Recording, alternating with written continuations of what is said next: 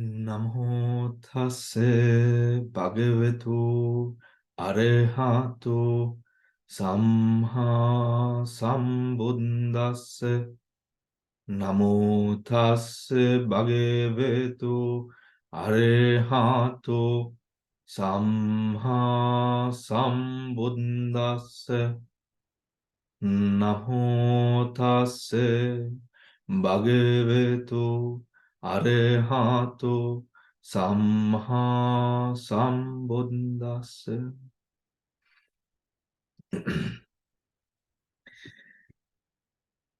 Good afternoon, everyone. When we look at the practice, I have decided to make the topic of today's session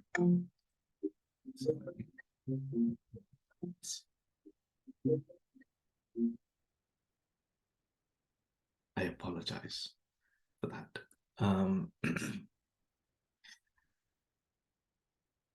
When we look at the practice, the very basic initiation of the practice being the practice of anapanasati, observing the breath.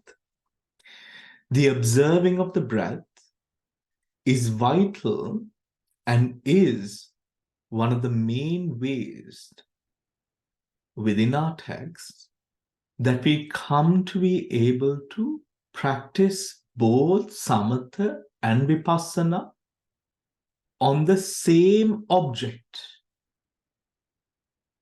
On the same object. If it is a kasina, that is mainly for samatha. And we would come into the satipatthana after the samatha, the development of tranquility meditation, or the ability to focus on samadhi aspects of an object, to observing just the object, and we would come into practices like the satipatthana. But anapanasati is a powerful technique to be able to develop all the way up until the jhanas, the rupavachara, and then the arupavachara into the lokottara, supramundane. When we observe the breath, the way that we observe and the way that the breath unfolds is seen by us in our meditation. For those who have practiced vipassana for a long time, it can be very easily turned into anicca, dukkha, anatma, the trilakkhana. However, this vipassana, as we know, it is important to also practice that same vipassana during our daily lives, however challenging the instances and circumstances that are in our lives. The most ideal place to be in for all of us, in accordance with the Dhamma, is to practice that vipassana in our daily moment-to-moment awareness. That is the ideal place that we could all be in at times of happiness and at times of sadness. When things are going well in life and at times that things are not going so well in life. The ability to see that instance and occurrence, be with the happiness. We know in our samadhi, in our meditation practice, we priti sukha, when priti sukha arises, we conduct ourselves in a way that we are with the priti sukha, isn't it? Bhavanamaya sukha, bhavanamaya saka. Tekkapi inna. E vidiyatama, in that same manner, if we are able to bring that vipassana practice to the way that we interact that is the most amount of sati that could be in our lives. However, we know that as we face daily challenges, it might be very difficult at times, especially when dealing with pain or with extreme moments of happiness, the birth of a grandchild or a child, being so interconnected with other people's lives, we know how challenging this might be. To maintain our vipassana constantly in our daily motions of life. So, in order to be able to continuously progress in our practice, Sayadaw such as Pa-Auk Sayadaw has taught ways, or the practice that is taught by Sayadaw is following the teachings of the Patisambhida Magga, the Vibhanga,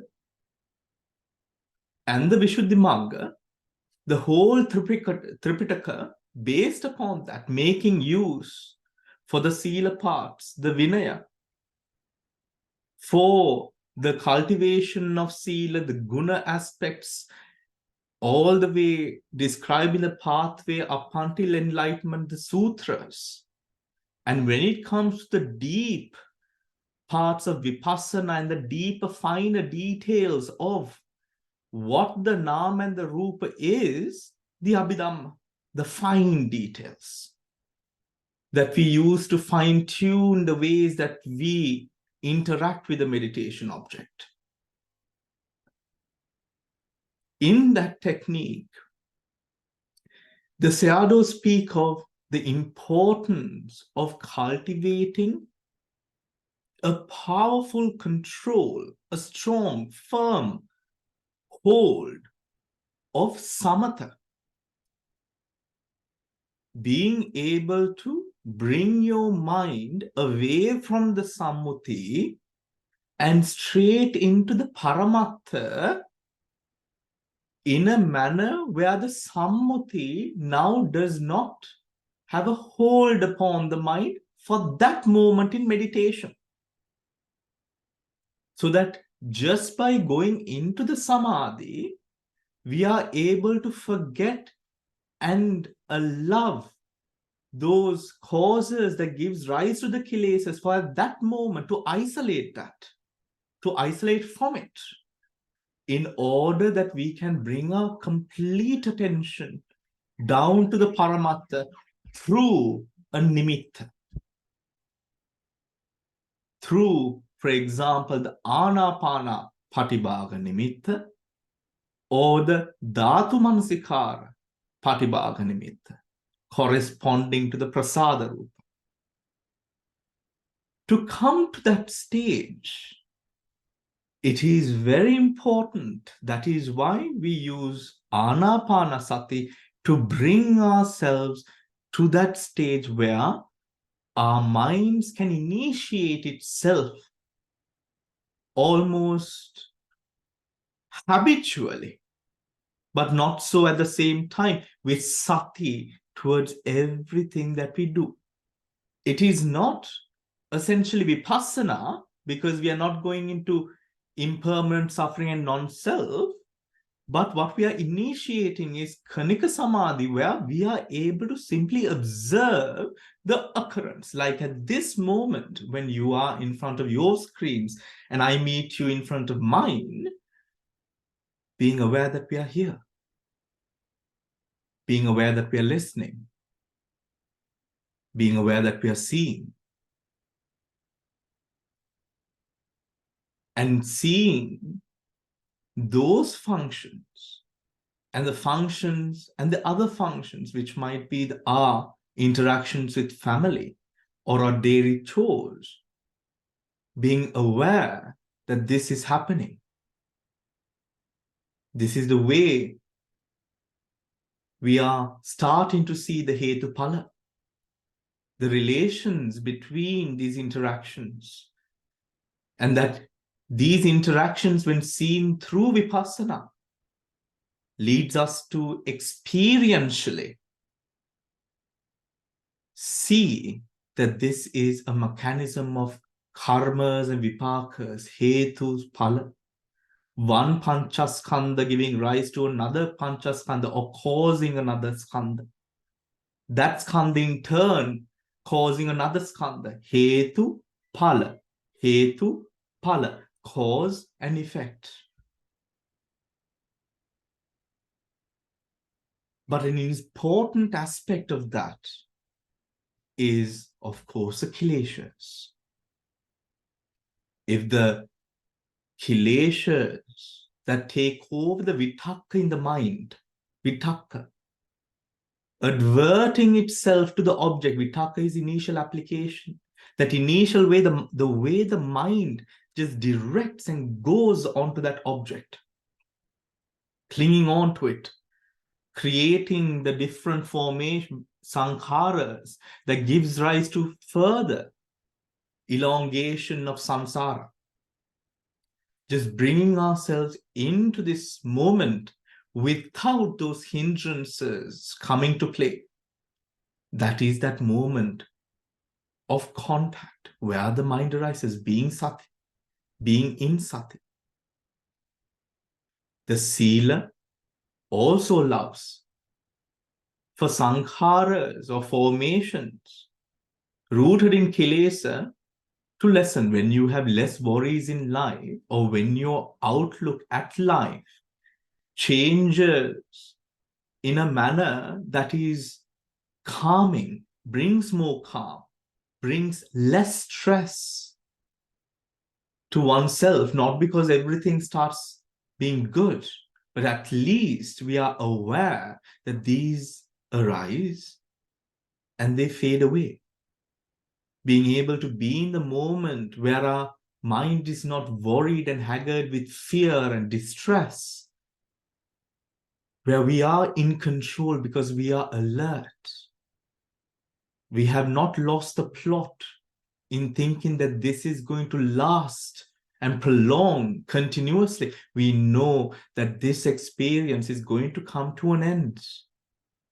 So we are stable on the ground, facing health issues, difficulties and challenges with everyday experiences, whatever turmoils that run in our minds, we are in control just on the fact of being in sati and realizing that you don't need to control to actually be in control.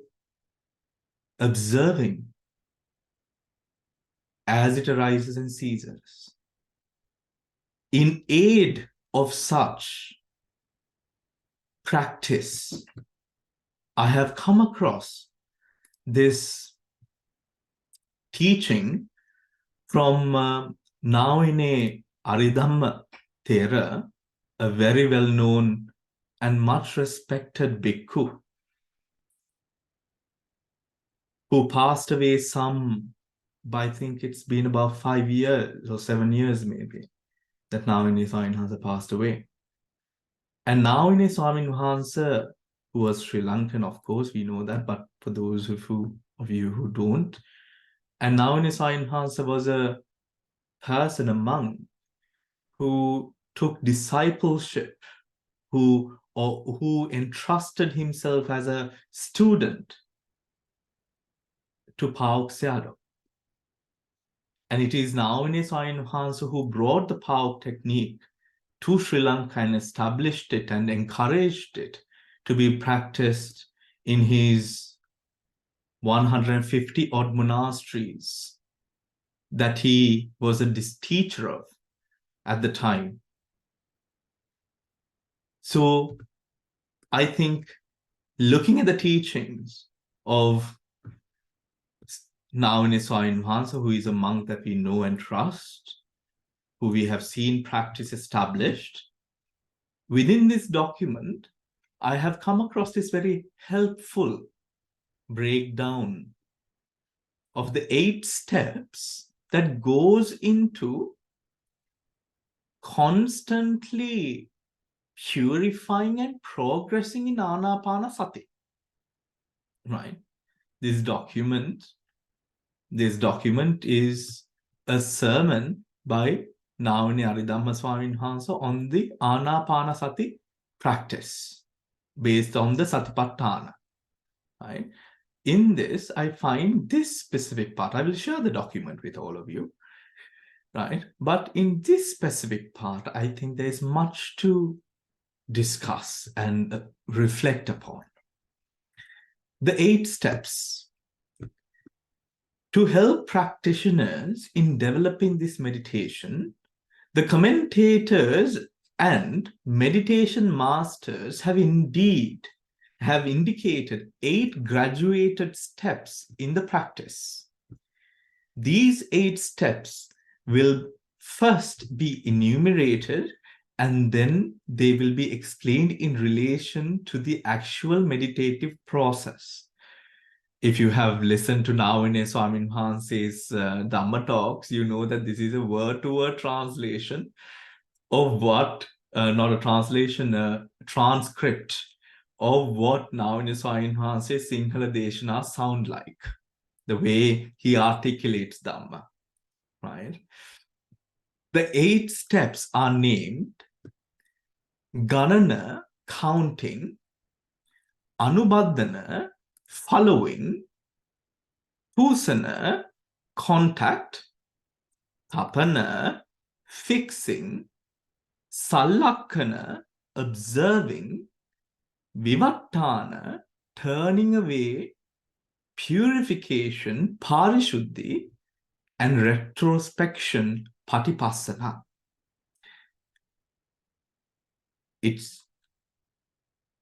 These are ways that we can bring our attention to the mind, to Ana contemplating the practice broken down into 8 steps. The first one, counting. Counting is intended for those who have never before practiced Anapanasati. It is not necessary for those who have practiced meditation for a considerable period of time. However, as it is expedient to have a knowledge of this, counting should be understood in the following manner. When the meditator sits down for meditation, he fixes his attention at the tip of his nose and consciously attends the sequence in and out breathing. Right? He notes the breath as it enters and notes the breath as it leaves, touching against the tip of the nose or the upper lip. At this time, he begins to count these motions. At this time, he begins to count these motions, right? Mind you, there is a period when we initiate our practice, when we start meditating, just bringing our focus to the breath, because I have recently discovered that there might be people who, in our audience, who mistake the involuntary breath and the voluntary breath. This is an important demarcation because the breath, if it is at any point being controlled by the meditator, then you are not simply observing the breath, although it might seem so. You're controlling the breath. You're observing the control. When you are simply observing the breath should be involuntary. You should not be prompting the rising or the fall. the long or the shortness of the breath. In my personal experience, how could you realize, this is the question I'm trying to answer, how could you come to realize or know when you're observing the involuntary breath? Or maybe rather it would be better if I start with how do you know that you're observing the voluntary breath, right? The breath that you're controlling. You can see your mind attached to the breath in a manner where the moment that you start thinking of or another distraction might occur, you forget how you're breathing, whether it's a long breath or a short breath, right? You often come to this part. Have you experienced this earlier, where you get confused whether it's a long breath or a short breath, and you're not breathing anymore?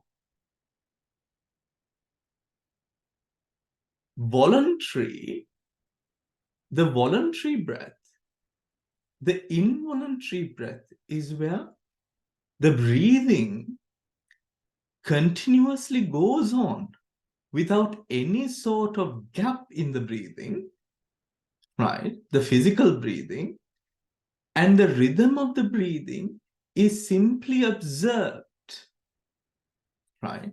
But in a way, it seems that your focus shifts from a lower position to almost more a position that it's like floating, that it is just unfolding. And you are now in perspective of the object, simply observing without any tie to the physical breathing. You cannot have a tie to the physical breathing in any manner. In any manner. Completely hands off. And the mind is settled upon the breath. What we continue to maneuver is gently then, when your hands off completely off that breath, you observe the breath, note the breath, in breath, out breath. ඒක නිකම්ම ඒ වෙලාවේ වෙනවා. It usually comes to occur. Naturally, you begin to note. You begin to note. That matures through the Anapanasati Bhavana Sutra, right? At this time, it is when you're noting the involuntary breaths that we come to this step. At this time, he begins to count these movements. It is at that position that we come to count, right? You continue the meditation. Of course, you use the counting as well to try to observe the involuntary breath, of course, right? But in an ideal situation, what we are observing is what we are observing the movements is motions is the involuntary breath, of the involuntary breath. There are few methods of counting. The easiest is explained thus. The first breath felt is counted as 1, 1. The second as 2, 2. The third as 3, 3. So on, 4, 5, and so up to the 10th breath, which is counted as 10, 10. He then returns to 1, 1 and continues again up to 10. This is repeated over and over from 1 to 10. This is for usually newcomers into the practice. You could start in this manner, right? Complete an entire newcomers. This could help. But for some others who are finding it challenging to find the involuntary breath, you could use this technique as well. The mere counting is not itself meditation, but the counting has become an essential aid to the meditation. A person who has not practiced meditation before, finding it difficult to understand the nature of his mind, may think he's meditating while his mind runs helter-skelter. Counting is an easy method to control the wandering mind.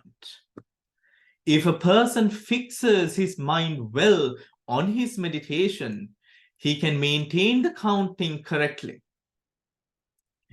If the mind flees in all directions, right, he misses the count, right? He misses the count. He then becomes confused and thus can realize that his mind has wandered about. If the mind has lost track of the count, the meditator should begin the counting over again. In this way, he should start counting again from the beginning, even he has gone wrong 1,000 times. As the practice develops, there may come a time when the in-breathing and out-breathing take shorter course, and it is not possible to count the same number many times. Then the meditator has to count quickly 1, 2, 3, etc. When he counts in this manner, he can comprehend the difference between a long in-breath and out-breath and a short in-breath and out-breath. Does all right, everyone? Yes. So this is talking about how when we realize that to count to 10, it takes longer or shorter, right? Then we start counting faster. Right? 1, 2, 3, right? In that manner. To make sure, and in that manner, we realize the long breath, the short breath. To apply the counting method even through to Digang and Rasang, to the long breath and the short breath. Right? Long breath and the short breath. To the Digang and the Rasang as well, which is usually something that we do not do. By the time that we get to the Digang and Rasang, we have stopped counting. Right? So initiating a samadhi even onto that level, which is, you could understand, that samadhi building to create that power of concentration there. When he counts in this manner, he can comprehend the difference between a long in-breath and a long out-breath, a short in-breath and a short out-breath, right? Then the second one, following. Anubaddhana. Following means following the breath with the mind. When the mind has been subdued by counting and is fixed on the in-breathing and out-breathing, the counting is stopped and replaced by mentally keeping track of the course of the breath. This is explained by the Buddha in this manner. When a meditator breathes in a long breath, he comprehends that he is breathing in a long breath. And when he is breathing out a long breath, he comprehends that he is breathing out a long breath, which is, we know from the Satipatthana, right? The Satipatthana. Herein, one does not deliberately take a long in-breath or a long out-breath. One simply comprehends what actually takes place. The Buddha has declared in the next passage that a meditator trains himself thinking, I shall breathe in experience in the whole body, and I shall breathe out experiencing the whole body. Here, what is meant as the whole body is the entire cycle of breathing in and breathing out. The meditator should fix his attention so as to see the beginning, the middle, and the end of each cycle of in-breathing and out-breathing. It is this practice that is called experiencing the whole body, right?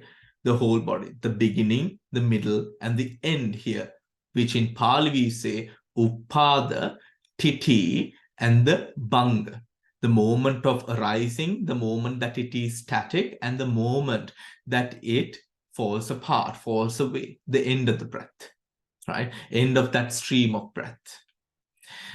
The meditator should fix his attention so to see the breathing, the beginning, middle, and the end of each cycle of breathing in and out. It is this practice that is called experiencing the whole body, Sabbakaya.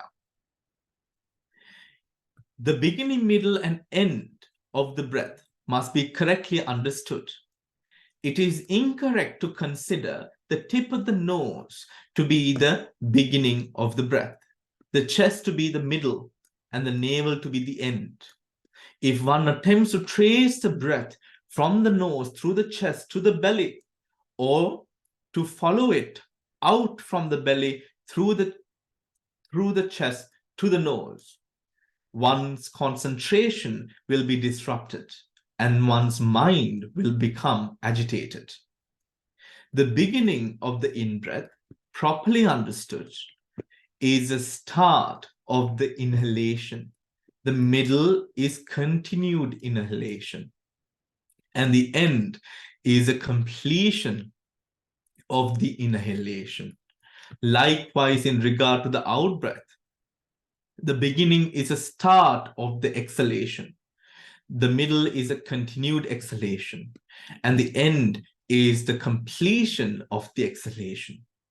To experience the whole body means to be aware of the entire cycle of each inhalation and exhalation.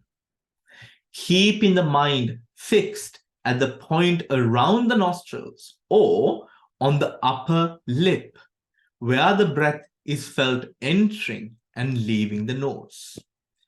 This work of contemplating the breath at the area around the nostrils without following it inside and outside is illustrated by the commentaries with the simile of the gatekeeper and the saw. Just as a gatekeeper examines each person entering and leaving the city only as he passes through the gate, without following him inside or outside the city, so the meditator should be aware of each breath only as it passes through the nostrils, without following it inside or outside the body.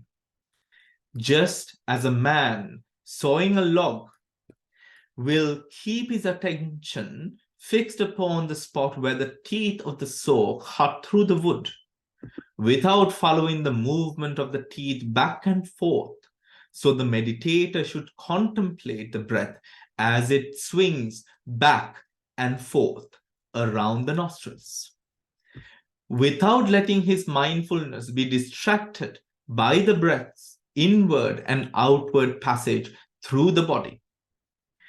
When a person meditates earnestly in this manner, seeing the entire process, a joyous thrill pervades the body.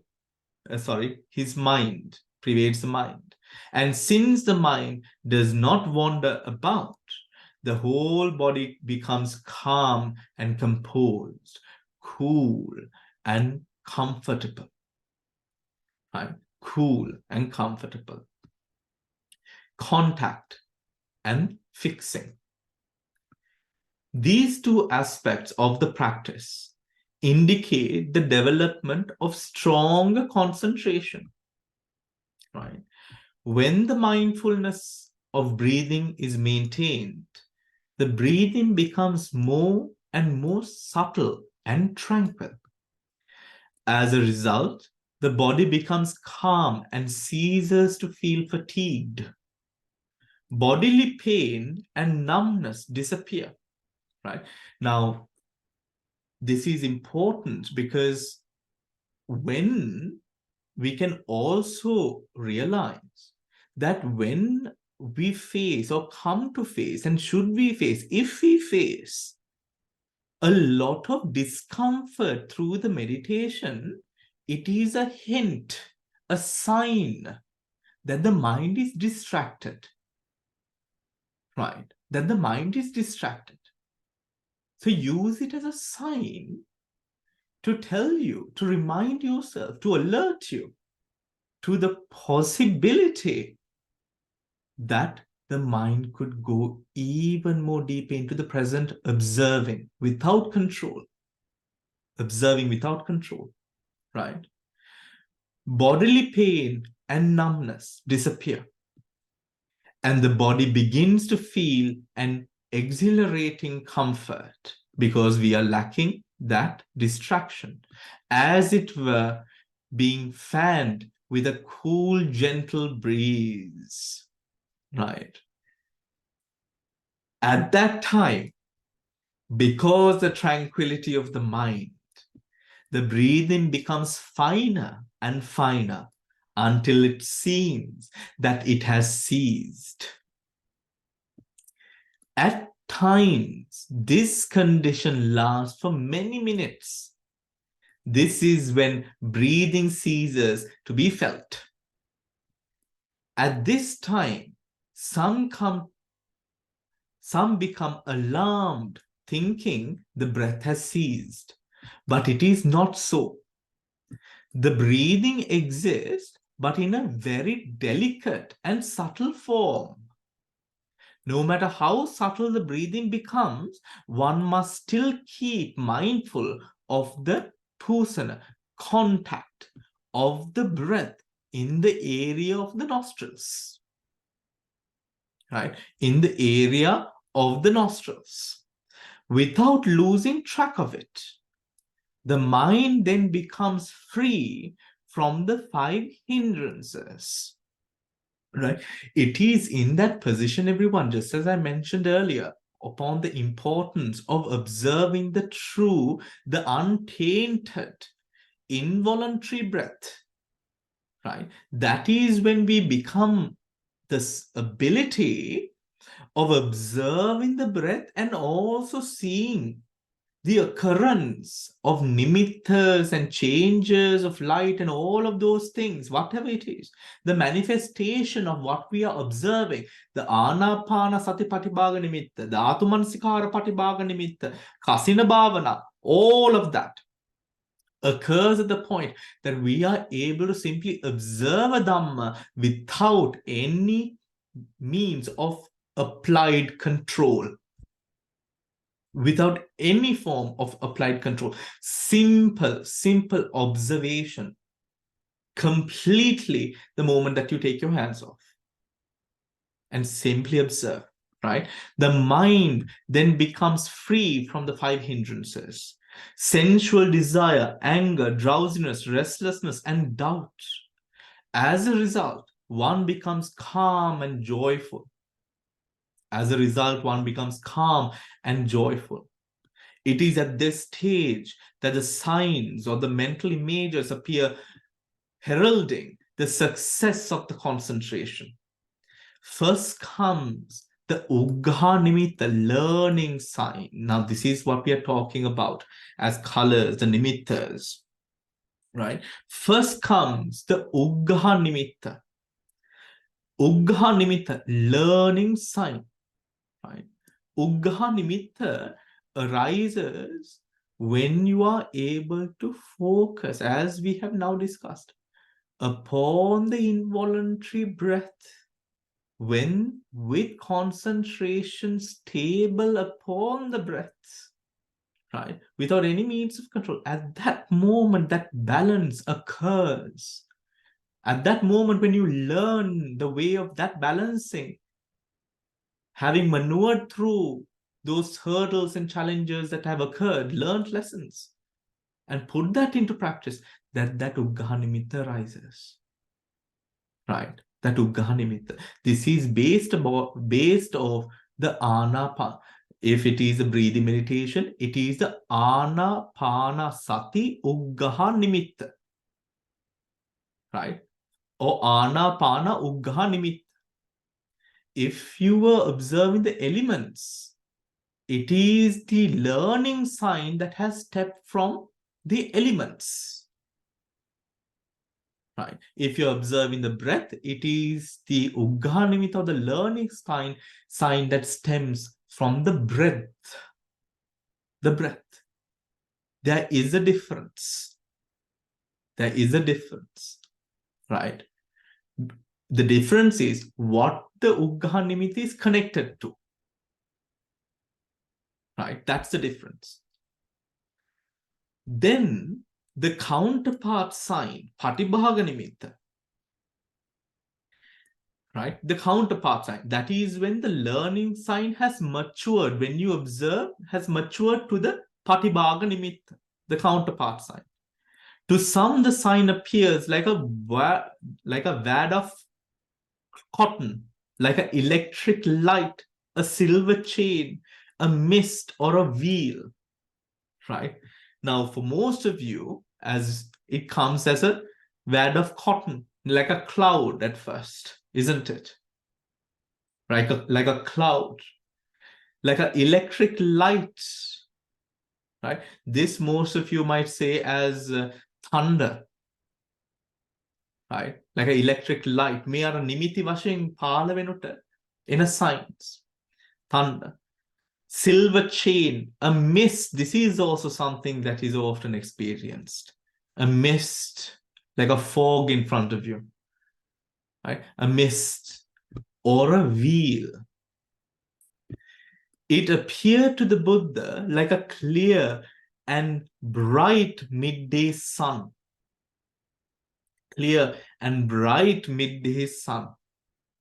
Right? The learning sign is unsteady.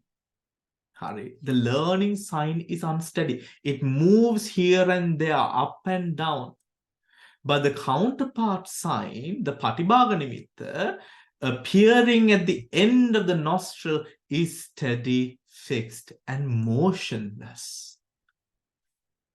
At this time, there are no hindrances. At this time, there are no hindrances. ඒ මට්ටමට දැන් අර Uggah Nimitta, when the Uggah Nimitta, the learning sign occurs, the mind gets a little bit excited.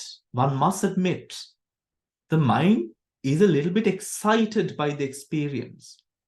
What is important is to completely, simply have your attention continuing the breath, with the breath, without any form of excitement appearing with. So gradually coming to even balance that. Isn't it, everyone? The balance. Then it becomes the Patibhaga Nimitta. When you continue in that manner, it becomes the Patibhaga Nimitta. Motionless, clear. The learning sign is unsteady.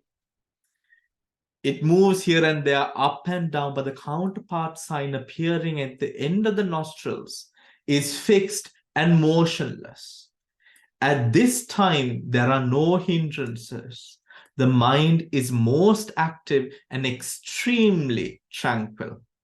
This stage is expounded by the Buddha when he states that one breathes in, tranquilizing the activity of the body, but one breathes out, tranquilizing the activity of the body. ඒ කියන්නේ උස්මක් පාසා ඒ උස්ම රැල්ල බල බලාත් අරිනවා into the tranquility. Right? You are with the breath constantly as the breath occurs in and out, and with every breath you come into a state of tranquility, deeper. Because the more that experience prolongs, the experience becomes matured, isn't it? The experience becomes more because it has now matured because it is constant at the time of experience. The arising of the counterpart sign and the suppression of the five hindrances marks the attainment of access concentration, upachara samadhi. The arising of the counterpart sign and the suppression of the five hindrances marks the attainment of upachara samadhi. As concentrations further develop, okay, at this moment of upachara samadhi, what happens is this. When the hindrances are suppressed, when the counterpart sign occurs and the hindrances are suppressed, you reach access concentration. In the practice, when the counterpart sign appears, when one is able to observe or keeps one's mind at that sign, right, then be with that for up to 30 minutes without any form of motion or movement or distraction of mind, then the upachara samadhi will arise towards that process.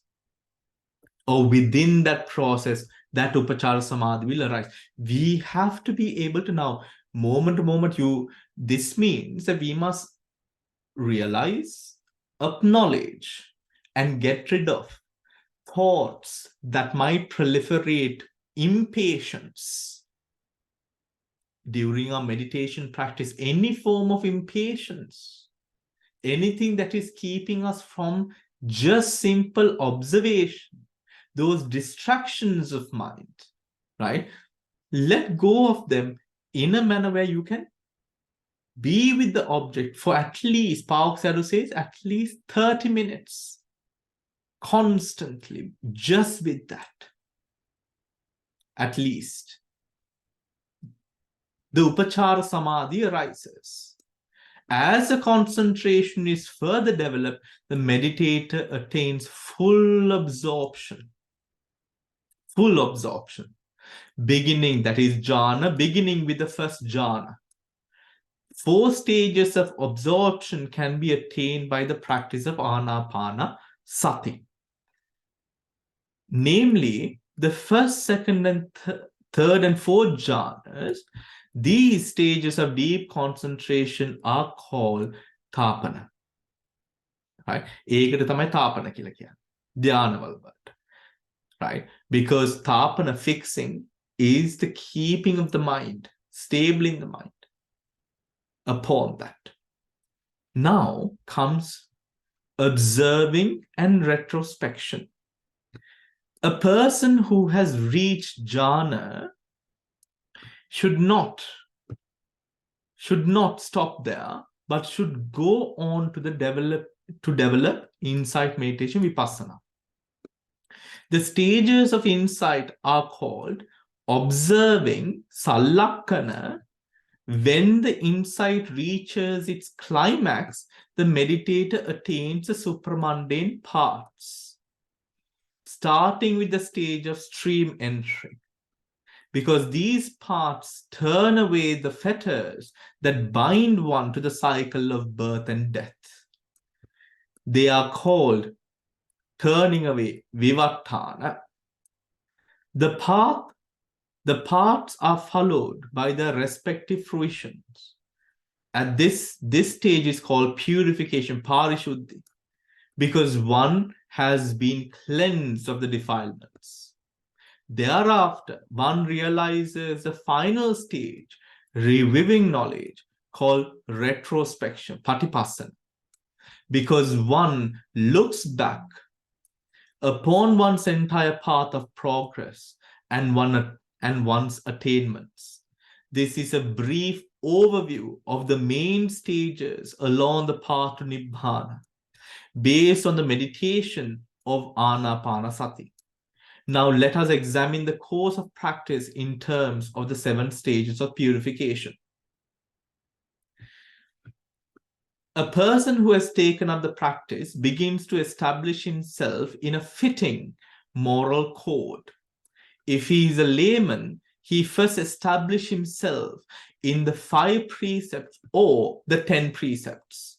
If he is a bhikkhu, he begins his meditation while scrupulously maintaining the moral code prescribed for him. The unbroken observation of his respective moral code constitutes purification of morality, right? Morality.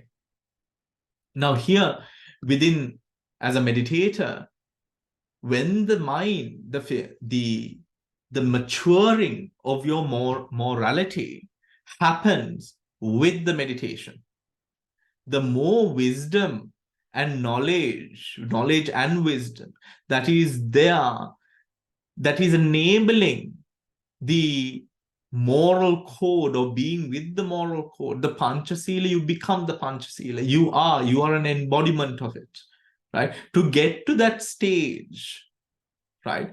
Or a mind that is not cankered by different vitakkas about sila, morality, would enable the mind to settle upon the present without anxiety arising in mind.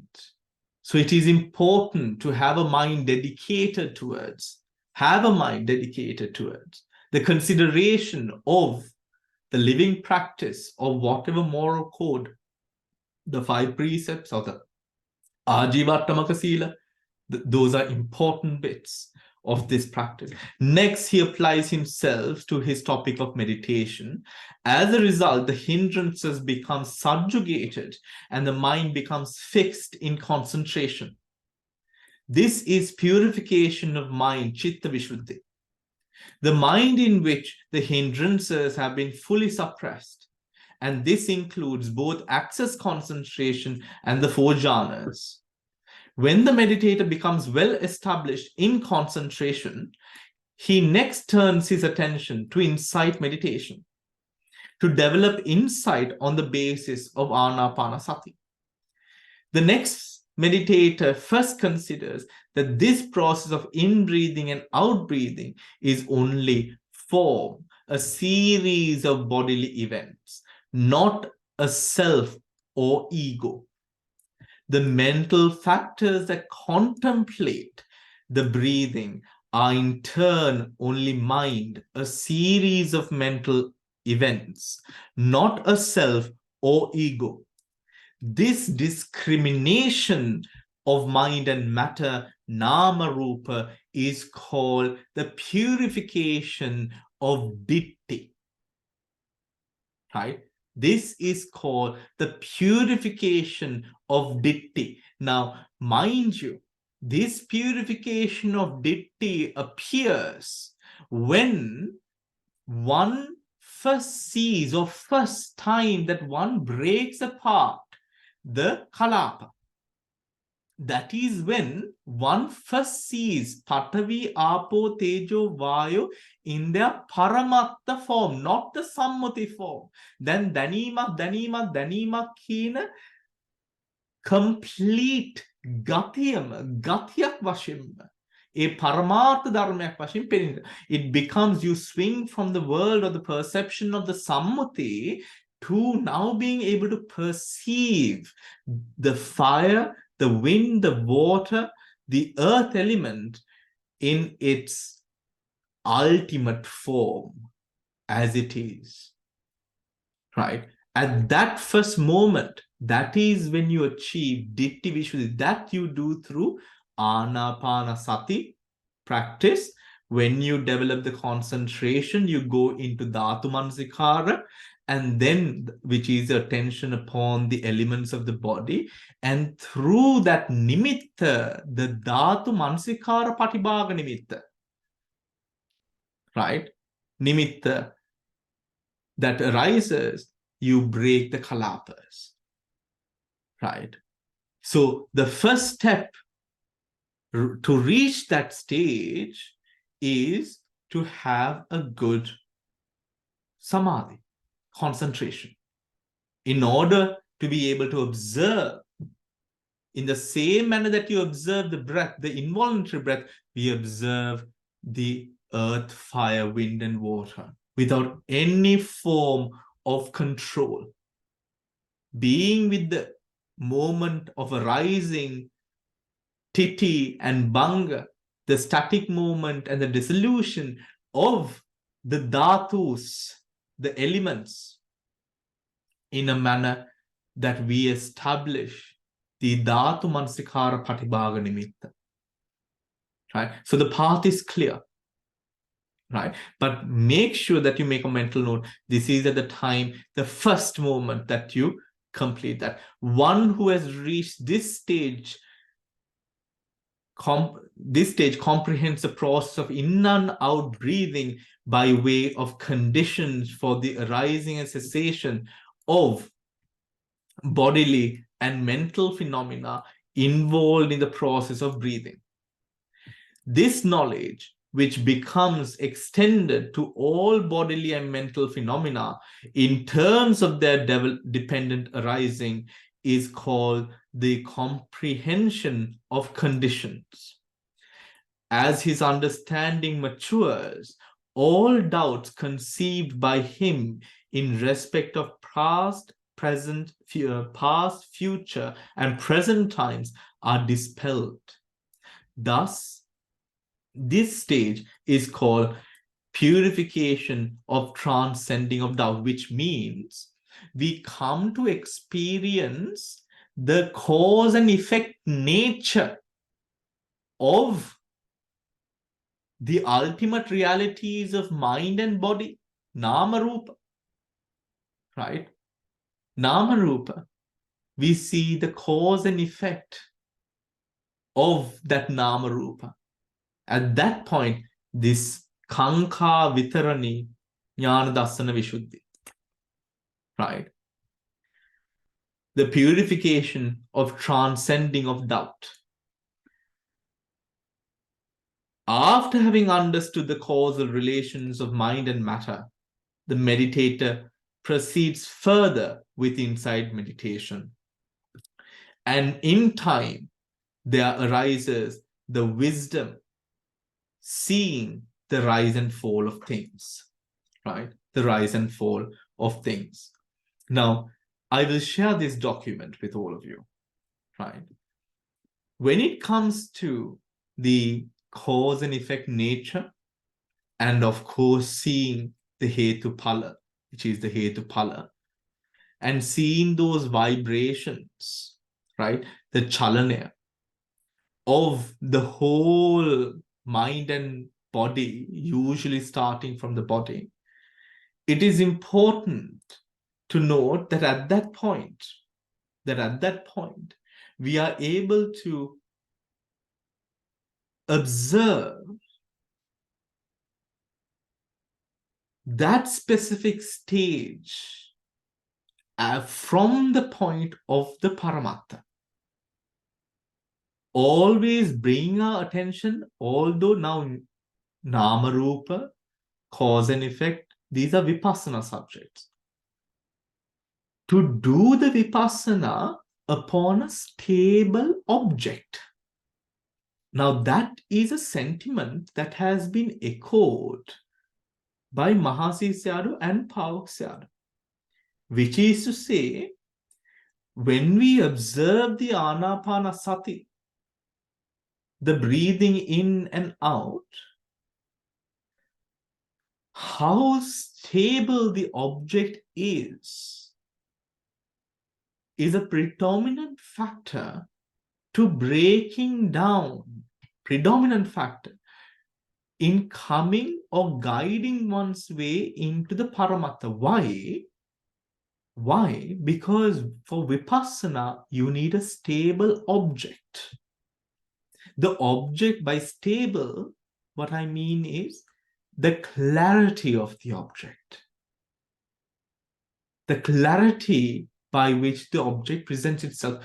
So having that in mind, as we observe the breathing, respect that clarity, right? How easy and how, not easy, but with ease, we are able to observe that rhythm of the breath in and out without the mind shaking. Even if the vipassana comes, make a hetuphala enawa, the thoughts of impermanence, anicca, dukkha, anatta may come.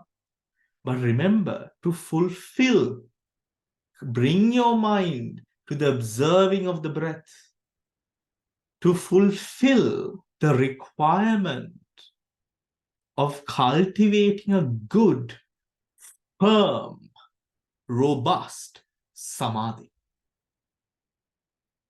Because when that power of samadhi is with you, you are able to go a greater distance in bringing that former mentioned vipassana into daily life, into the not just daily life, that would be weak to say just that, not just daily life, in every moment that your causes and effects are unfolding in this moment.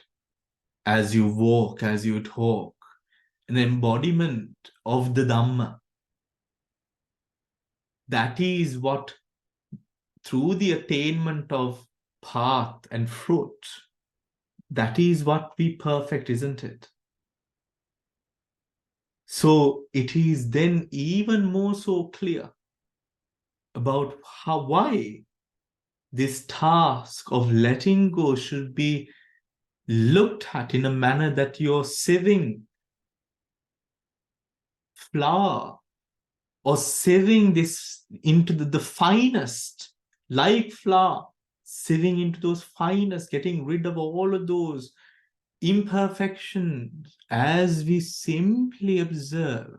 To observe, what we require is to be with sati, within the moment, without or by taking away the greed that arises. In every moment, the mind is observed, the breath is observed. Inhibiting the actions of tanha in the slightest by guiding your attention towards that relationship, that causal relationship that occurs. We slowly sieve out those little imperfections through samadhi and focus. Do you have any questions?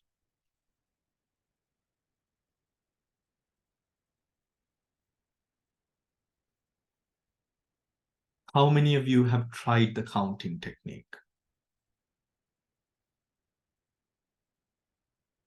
Oh, Krishanti, yes. So you have tried Chandra. Have you tried? Yes. Hemali, කරලා තියෙනවද the counting technique එක?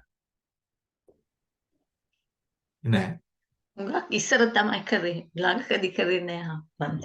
Yes.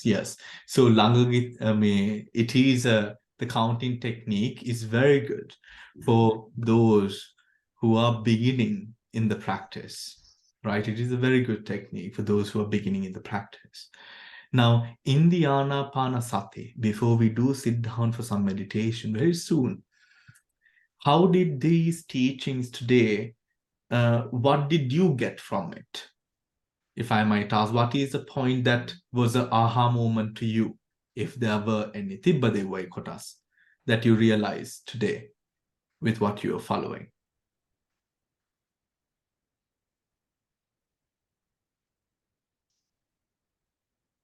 මට නම් තේරුනේ බන්තේ ඒක ආනාපාන සතිය හැම වෙලේම කරන්න පුළුවන්. මොකද අපි හැම වෙලේම හුස්ම ගන්නවානේ. වෙන වැඩ කරත් අර ඒකටත් හිත යනවා නිකම්ම වගේ. රුටීන් වැඩ කරනකොටත් Yes. ඒකටත් හිත යනවා. මන්ද ඒක හරිද කියන්න දන්නේ නැහැ. මගේ හුඟක් වෙලාට it goes into the head අර කරත් ඒක නිකන් I feel vibrations හුඟක් වෙලාට. ඔළුව හැම වෙලේම. Just the head, Chandra? just the head ඇගේ දැනෙනවා නමුත් දැන් වාඩි වෙලා හැම කරනකොට එක පාටම උඩට යනවා ගිහිල්ලා ඊට පස්සේ vibrate වෙනවා නහයක් මුකුත් නැහැ. There's nothing, only the vibrations. The vibrations. Yeah. ඒක hindrance එකක් කියලා මට හිතෙනවා. Why do you feel so? I don't know. දැන් මම ළඟදී ඇහුවා මේ ධම්මජීව හඳුරන්ගේ පණක් අරමුණ දිහා බලනකොට අරමුණ නැති වෙනවා දකින්නවා නම් මොකද්ද කියලා එක එතන හිටපු භාවනා යෝගියෙක්ගෙන් අහපුවා මෙයා කිව්වා අරමුණ තියෙනවා නම් හොඳයි කියලා. එතකොට මටත් හිතුණා අරමුණ නැති වෙන එක තමයි හොඳ කියලා. ඉතින් මටත් හිතුනේ මම ආනාපාන හුස්ම රැල්ල දිහා බලනකොට ඒක නැති වෙනවනේ. ඉතින් මට හිතුණා මෙතන මොකුත් නැන්නේ කියලා. ඇත්තටම ඇති වෙනව නැති වෙනව උපාද තීති භංගයක් මිස මෙතන මොකුත් නැන්නේ කියලා. ඉතින් පස්සේ ධම්මජීවහඳුරු හොඳටම කිව්වා මේ නිමිත්ත දිහා බලන් ඉන්නකොට ඒක නැති ඒකට ආසාවෙන් ඉන්නවා නම් ඒ ලෝභ ද්වේෂ මෝහ වලින් පිරීලා නේද කියලා හොඳට විස්තරයක් කරා ඊට පස්සේ. මම වටහාගත්ත විදිය හරියද දන්නේ. Yes, absolutely. Then within the document that we just read as well, Nauni Swamin Hanse mentions, isn't it, to know, to observe that arising passing of the mentality. Ethane mentality ke ethane vadakana sans. If a formation occurs, tranquilizing those formations, we come into a position of letting go of those formations, any disruption that occurs, right? And coming into a state. So even to fine tuning that process is where we realize the inferences of Lobha in our practice. Lobe, when the moment that we see that there is even the slightest bit, we track that there is, this is lobe, isn't it? This is greed, isn't it?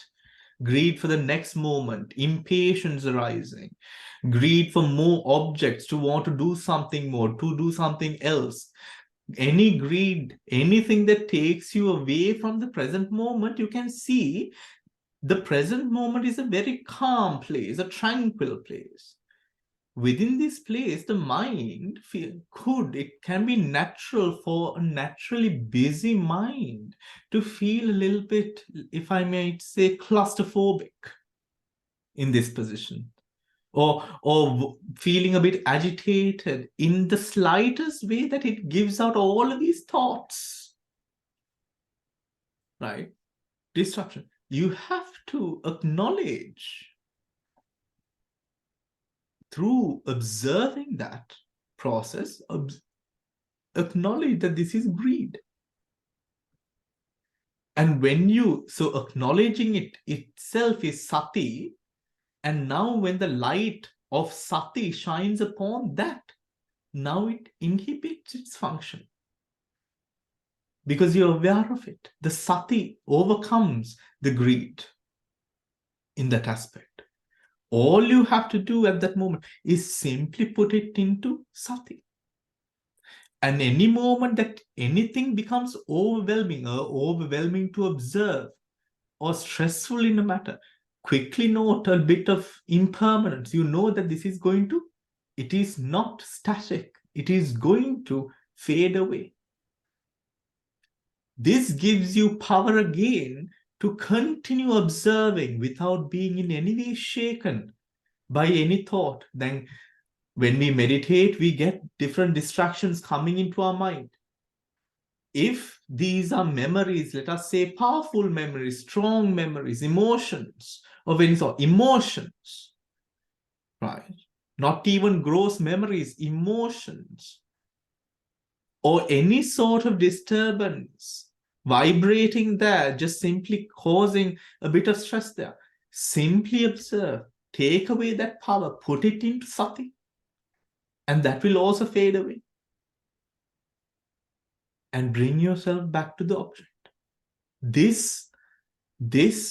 That specific kammatthana is something that will repeat all the way up until Nirodha, complete and entire Nirodha. You will constantly be sieving. You will constantly be, when certain dhammas arise, Now it will rise in a more real manner, right? Not as just simple, because now you're one-to-one with observing the Dhammas. At that moment, guilt will come through memories of guilt. Greed will come through memories or connections or in such manifestations as nimittas themselves. What do? We are unshaken. And within that object, we contemplate vipassana, seeing the Paramatta, through seeing the Paramatta. So this is a kammatthana that you will find yourself repeating at whatever stage of meditation that you are in, right? That you are in. Now, enang api, let us sit down for some meditation. Auntie, can I kindly ask a question, Oh, please? yes, Siranti, yes. Tante කිව්වා නේද to having concentrated yourself to get into මේ ධාතු මනසිකාරය කියලා. Yes. ඒක කොහොමද කරන්නේ හඳුනේ?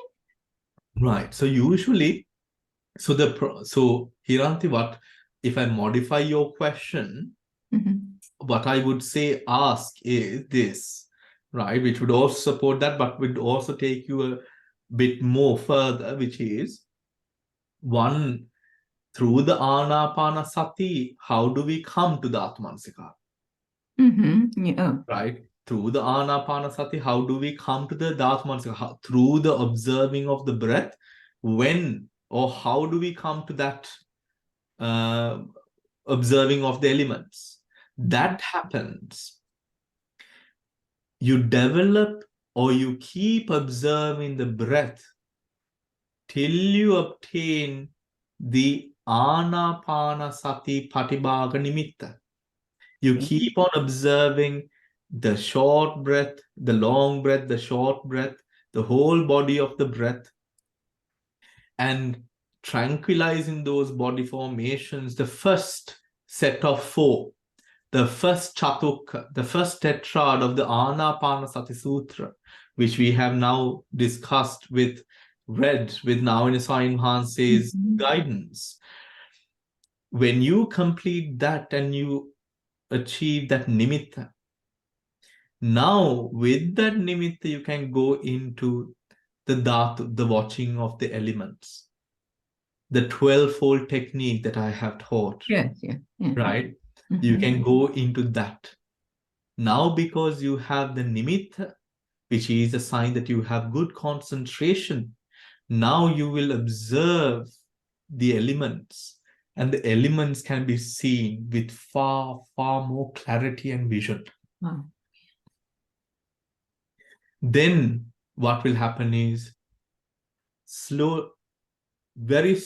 with continuous practice there, which a good amount of practice, you come to now develop the Dhatu Mansikara Patibhaga Nimitta, the light that arises from the Dhatu. It is that Dhatu, that Patibhaga Nimitta, that we will break the Kalapa, break the materialities in and go down into the Paramatta. Oh, I see. Yeah? Yes, yeah. That makes sense? Yes, thank you. Yeah. Right? That is what we break down. So, but using that as inspiration for the practice at the moment, let us now come into a meditating position to put into practice what we have discussed, and then we can come back for questions and further discussion. Let us sit comfortably for the practice.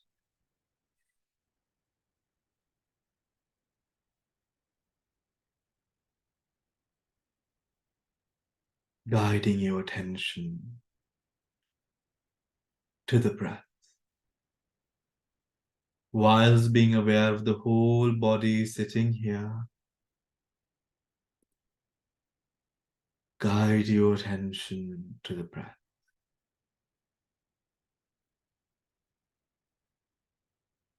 putting aside the past and the future, anything connected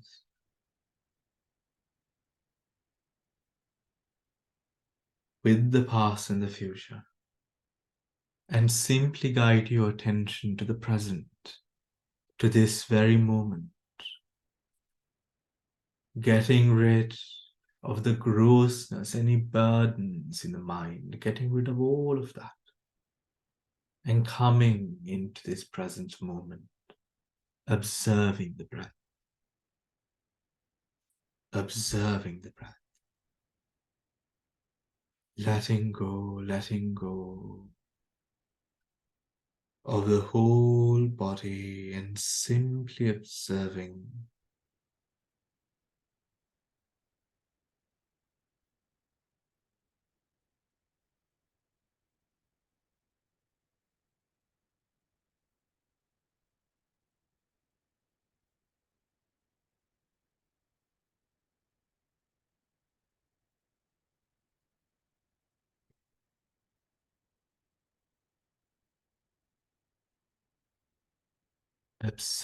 the gentle flow of the breath at the tip of the nostrils.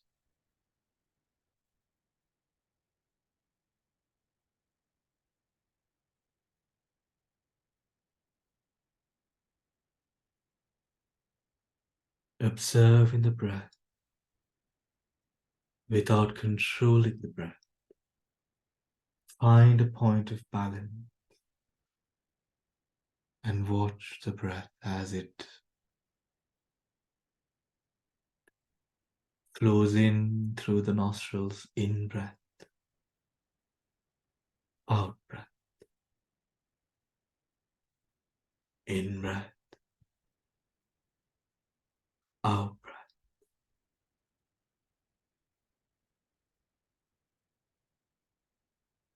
Seamless attention, in breath, out breath, in breath, out breath. Gently.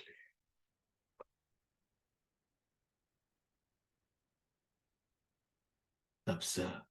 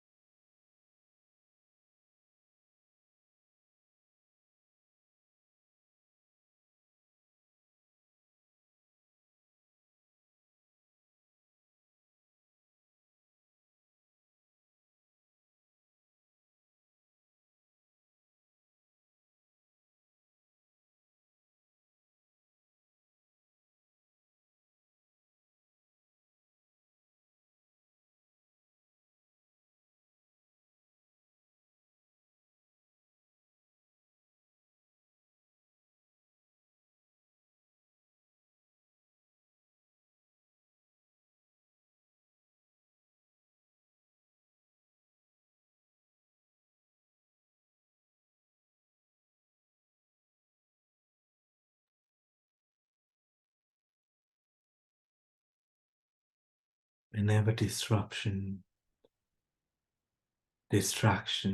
appear, noting the distractions as formation, sankhara, waves of thought.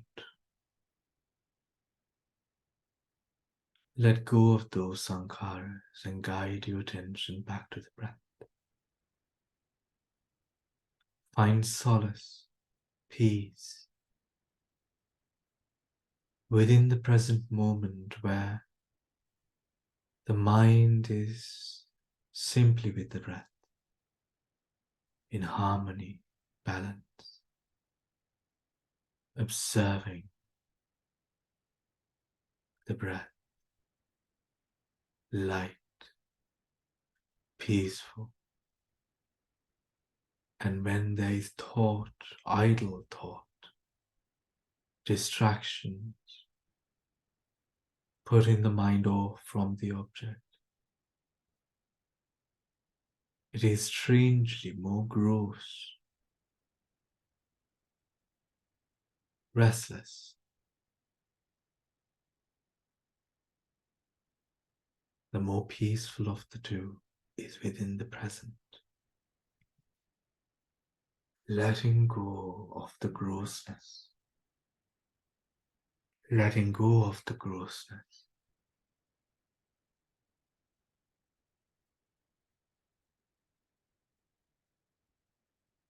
The distractions that might appear is the grossness itself. Let go. Let go. Coming into a deep stillness, peaceful,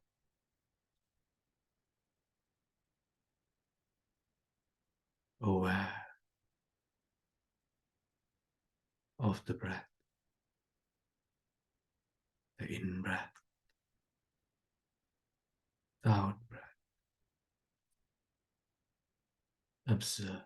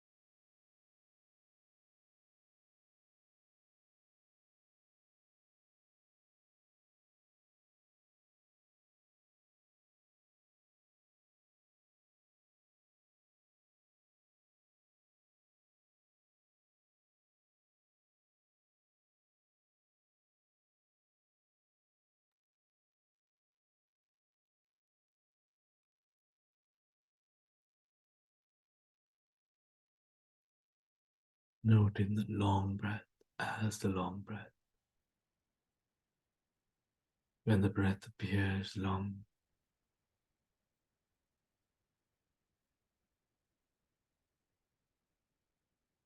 noting the breath.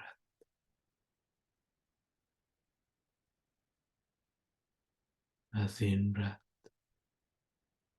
and the out-breath, knowing it is long.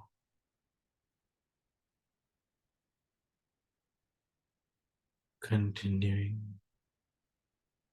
to balance attention upon the breath, striking a harmony between the balance of the breath and the mind,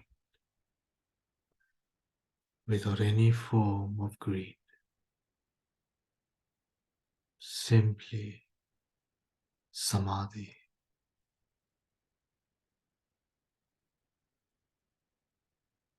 Arising from sati, balancing the indriya,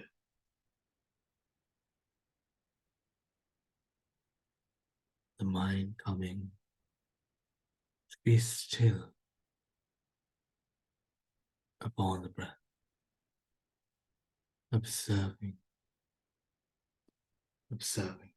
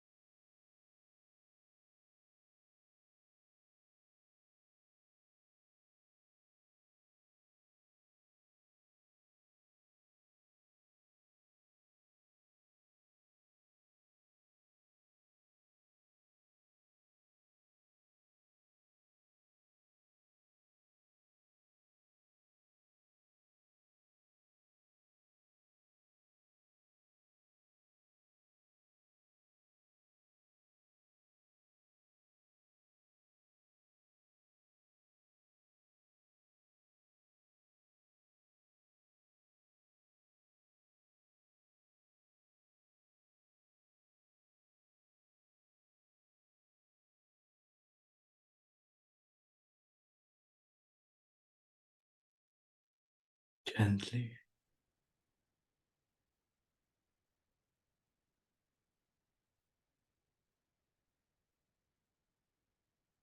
should it be possible,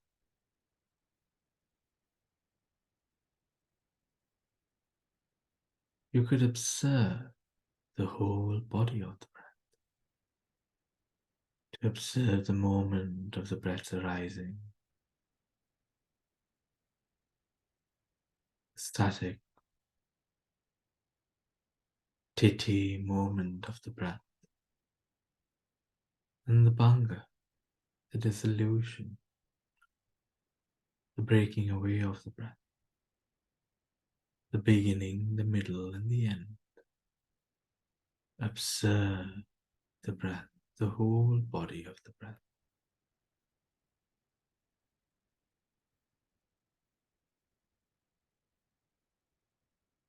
The letting go of grossness of the mind,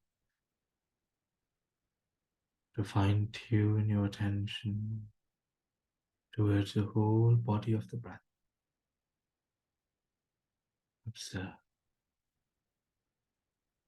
observe.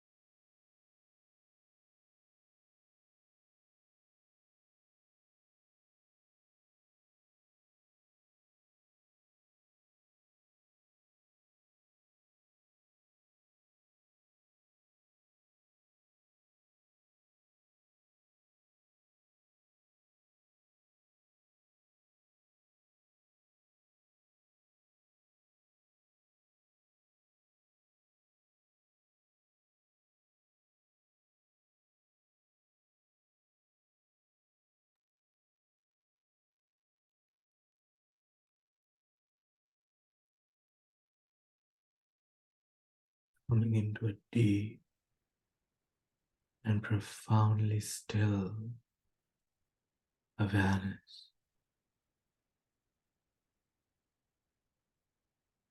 of the breath, getting rid of further sankharas that arise. So much so that it might be that just the mind and the object being the breath is all there is. Mind observing the breath and the breath. Observing, observing. Letting go of even more grossness. Letting go of fine.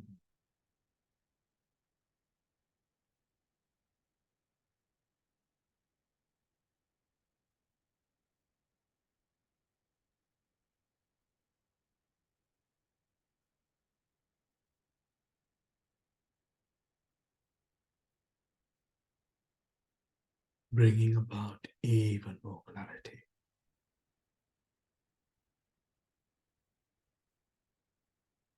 Being with the breath.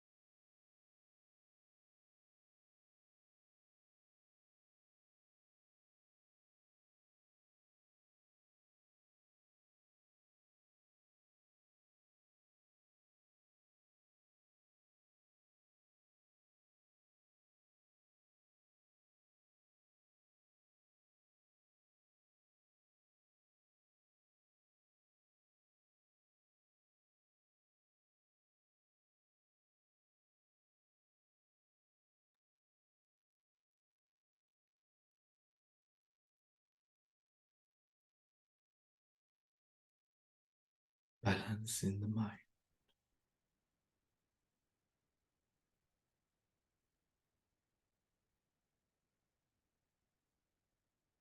You might even come to experience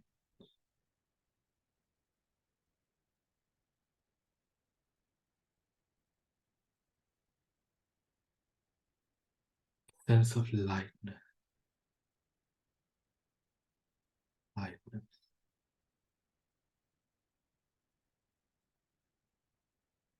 Deep and profound lightness.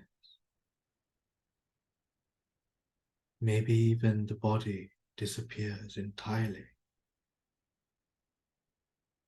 And just the breath, the fine, the subtle breath. Be with the breath.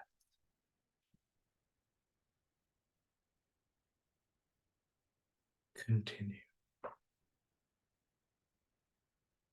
Being within the present, observing the breath.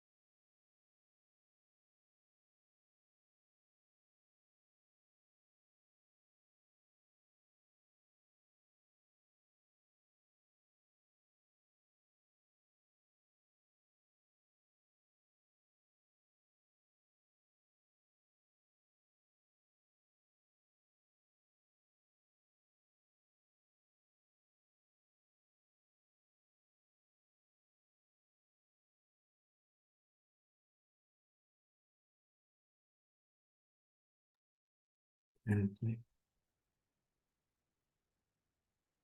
Gently.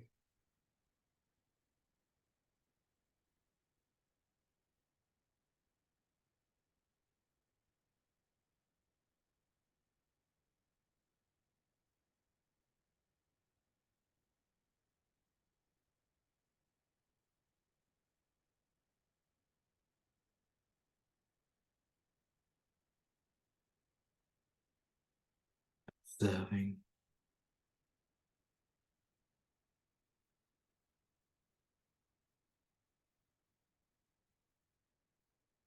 Finding balance.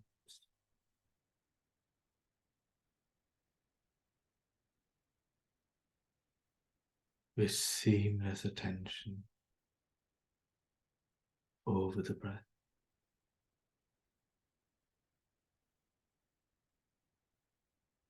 Slow.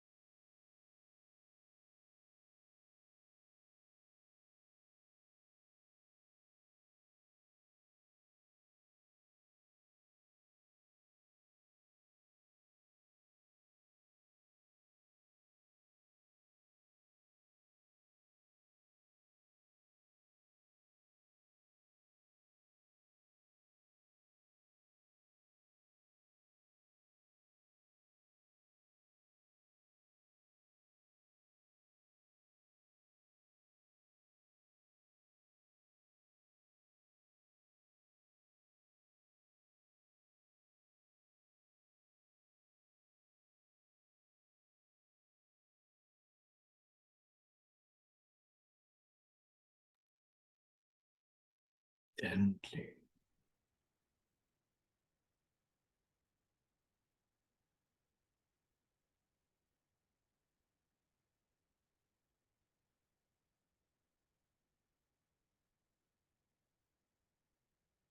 as the mind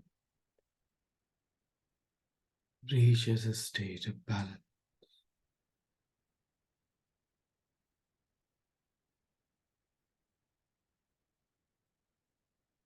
Whilst you keep observing the breath,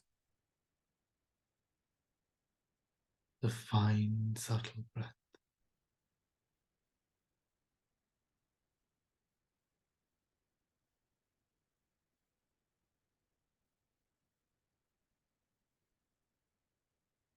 you might begin to observe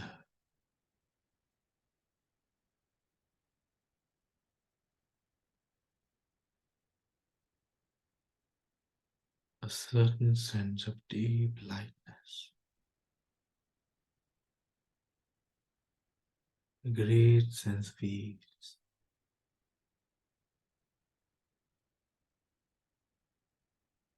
being in this moment. Observe, observe.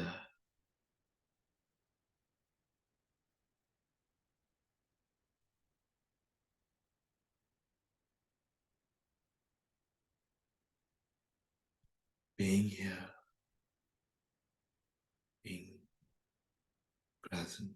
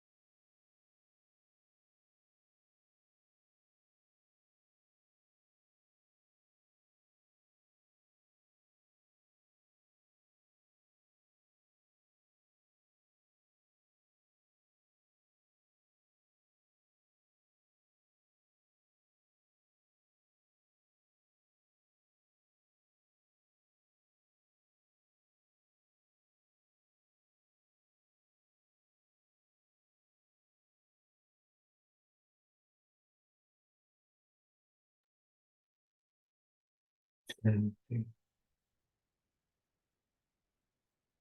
Let us now guide our attention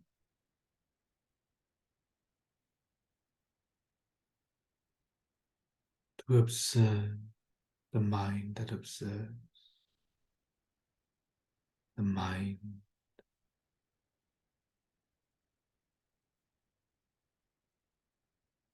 to recollect the aspects of the practice that we have just gone through.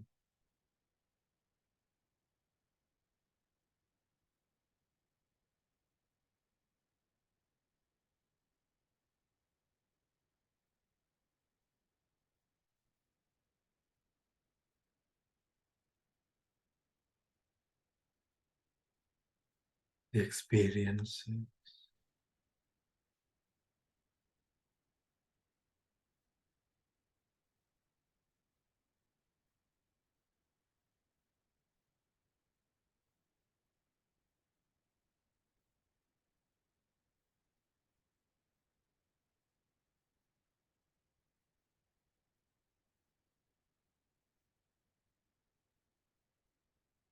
noting or any sankhara that arose during the meditation.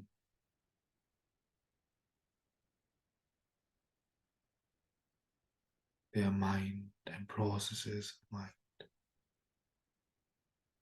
body and processes of body, fleeting natures.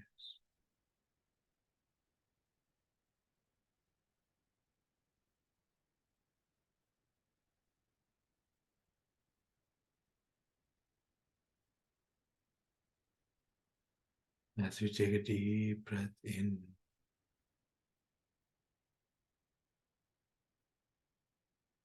letting go, becoming aware of the environment around you.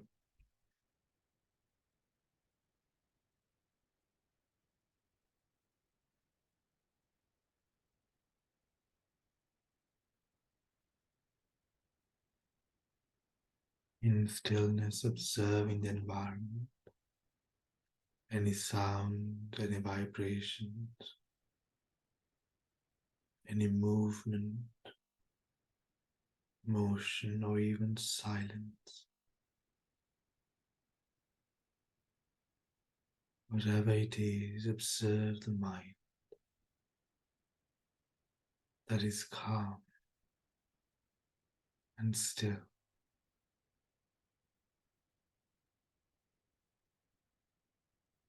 Tranquil, light.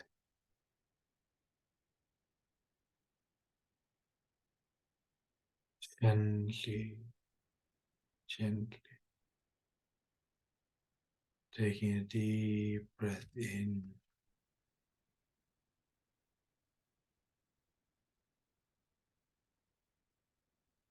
sadhu, sadhu, sadhu.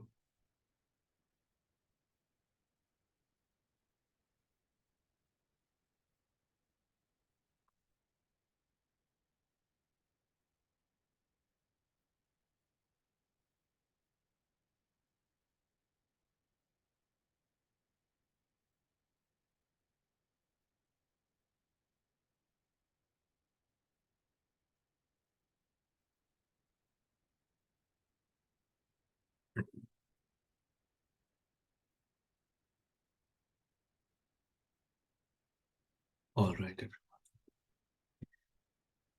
So, what are our experiences with the meditation practice?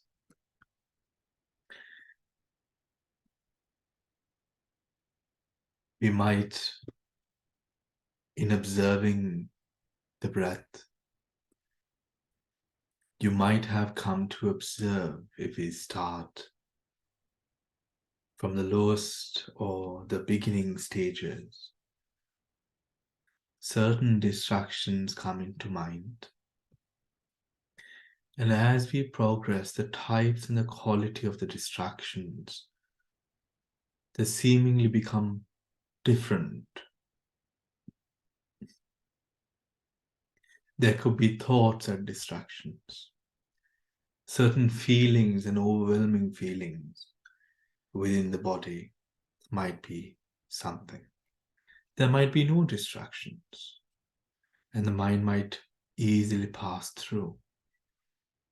But whatever that occurs, from the initial stages, we cultivate the ability to observe and be with whatever dhammas that arise in the moment, whether it be a positive or a negative, whether it be something that is quite active or quite passive, an emotion, a feeling, whatever that arises in the mind, we try to observe without being shaken up by it, touched by it.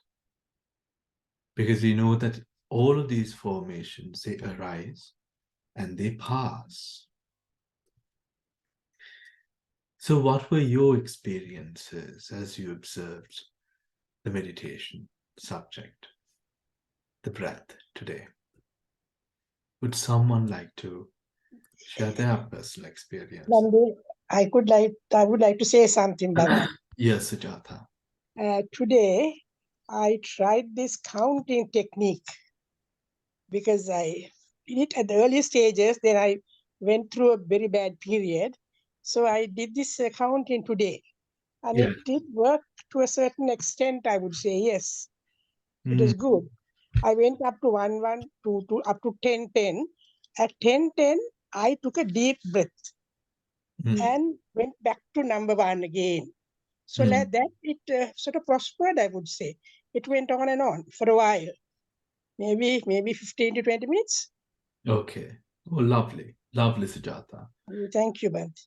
So that you could find that something to help you progress, Neda. That's what I thought. Yes. Because of I had hectic period earlier. Yegatamai. So, Wonderful. Wonderful. Anyone else? Thank you, Sujata, for sharing. Who would like to share their personal experiences?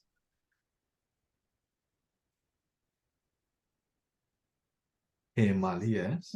Yeah, one day I find that special thing today is more clarity was there, Bhante.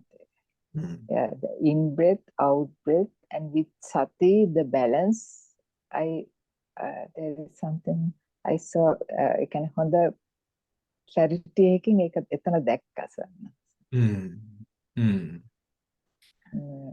ඊට පස්සේ අර subtle breath එක ඇවිල්ලත් අර ඇති වෙන එක තියෙන එක නැති වෙන එකත් point එකකට වගේ ආවා එතන clarity එකක් කියන හොඳට දැක්කා වගේ වුණා. Etana, point. at that moment, hey Mali, when you're observing with a heightened sense of clarity, when you're observing the moment of arising, processing, and passing Upadriti Banga, maybe you had certain experiences that made you feel that it was clearer. Are there any parts of the mind that at that moment that you can focus on? Can you ask it again, Bhante? Meaning, what was the quality of that place that you were observing with the Upadriti Banga? The ගොඩක් පුංචි වෙලා නිකන් පොඩි point එකකට වගේ ආවස්සානස. එතන silence ගතිය අර උත්පාදිත ගතියම දැනුනේ නැහැ. එතන සයිලන්ට් ගතියකුත් දැනුණා. Silent gatiyak wage, calmness, tranquility. Oh, calmness. Okay. So good here, Mali. So what you could do is simply continue and allow those filtrations to take place and continue. එතන point එකක් අහම එතන බලන් හිටියට කවන්නේ නැහැ. Etana balagnin, what you are observing is the breath, no? right? Yes, breath. Yes. Your mind is Sometimes constantly applied to the breath. breath. Yeah. So if you in any way, Hemamali, if you in any way come to experience certain points where the mind is not on the breath, filter those through and just completely be, or try to cultivate a seamless ability of being with the breath. Breath. Yeah. Okay. So basically, in other words, simply continue what you're doing. Yeah. When sati, clarity, everything is there. Or I can it will watch it. Yeah. become clearer. Hemali. Yeah. The key is to let go and find a deeper sense of balance along the way. Yeah, to find a deeper sense of balance. You realize those parts, take a look through the 5 indriyas, Hemali. Mm. When we observe the 5 indriyas, what are the 5 indriyas? You mean Saddha, Virya, Sati, Samadhi, Prajna. Yes. So Saddha, Virya, Sati, Samadhi, Prajna. The quality or the clarity is dependent upon the balance of these 5. Faith in the practice, right? So we always say faith in the practice.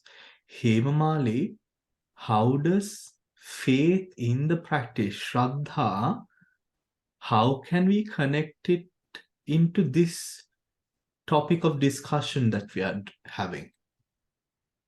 How do you Yes. think? Yes, Bhante, when the Saddha is there, Virya and balancing also come together like. Shraddha, faith. What is the object of the faith? Now, what we always say is faith in the practice. Yeah. Faith in the Buddha Dhamma Sangha. So at this moment, right, what is the object of Saddha?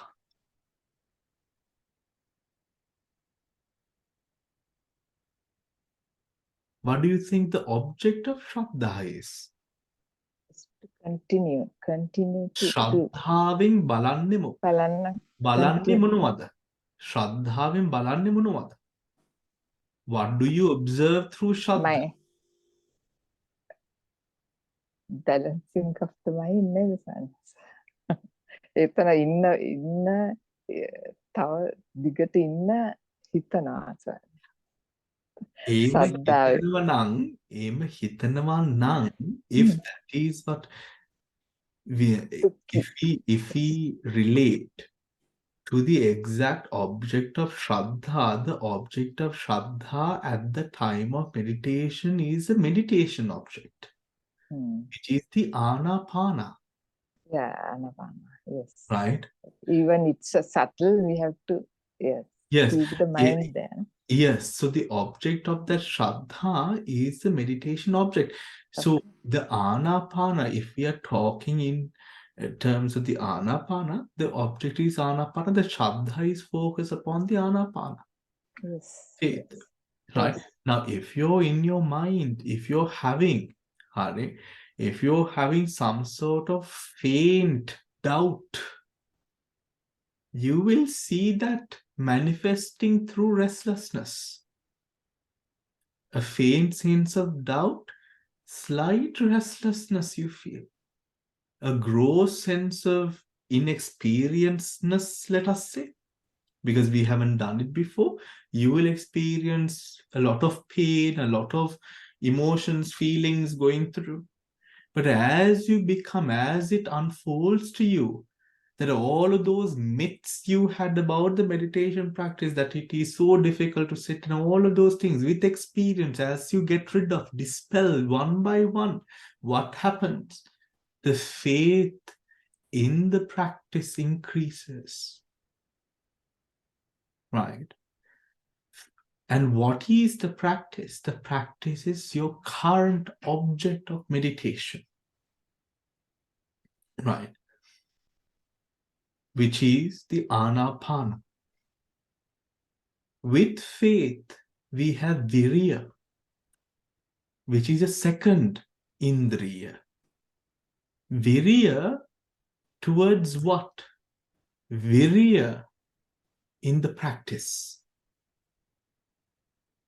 Right? Hence, virya is effort. Effort towards what? Effort towards maintaining or coming to be with the breath. Yes, sir. Virya. Right? With the breath. Now, for example, now you're trying to be with the breath, and now it starts becoming a little bit rocky because, let us say, you're feeling a little bit fatigued, let us say. You're feeling a little bit tired, you're feeling a little bit antsy, you're feeling a little bit of different emotions or experiences coming.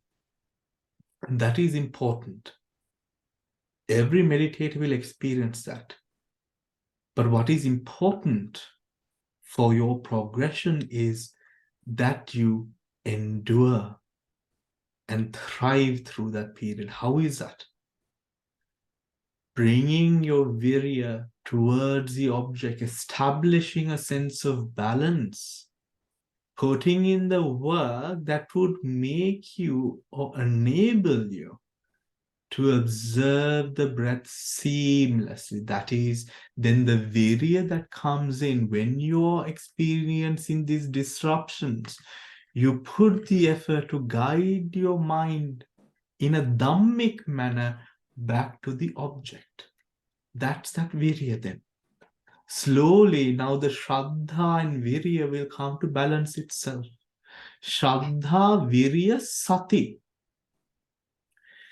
Sati is attention. Attention to what? Attention to the practice. What is the practice? The breath. The object of the breath. The mind establishes, when the mind knows exactly what it's watching, then the mind establishes the observation of the breath, sati, over the breath. Now, through Shraddha, through the support of Shraddha and virya, sati becomes established. Right? Sati becomes more established, supporting one another. Right? But now the virya establishes that sati. Because the virya is to be with the object. When the virya comes to balance, the sati will be balanced. You must not try too much, neither too hard. In the beginning of the meditation, you're very eager. You exhaust yourself too fast. But as we mature in the practice, you realize how to essentially keep a smooth balance of energy in a manner that we can be with the object, which is what? Anapana. Object is anapana. Shraddha, faith, virya, effort, sati, attention or mindfulness, samadhi, concentration. When you are with the breath is enough for you. Allowing the mind to stable itself with the observation of the breath. Do not think there is anything more, anything less. What is of the present is all that is. The complete acceptance of what is in the present. What is in the present breath. And however the breath might be, it might not be the most perfect breath. It might not be how calming you want it to be. Regardless, you practice acceptance at each and every stage of present moment experience. When you accept it as it is, you're not developing any more sankharas to refute with delusion, to make yourself believe else, or to control the breath to be something else. There is acceptance. None of those sankharas occur while you're giving in to just simply observing the unfolding of dhammas. When you do that, and as you continue to do, your indriyas will become, or your experience of meditation will seemingly become more and more subtle. Shraddha, Virya, Sati, Samadhi, Prajna. Prajna is an important component that rounds all of this up.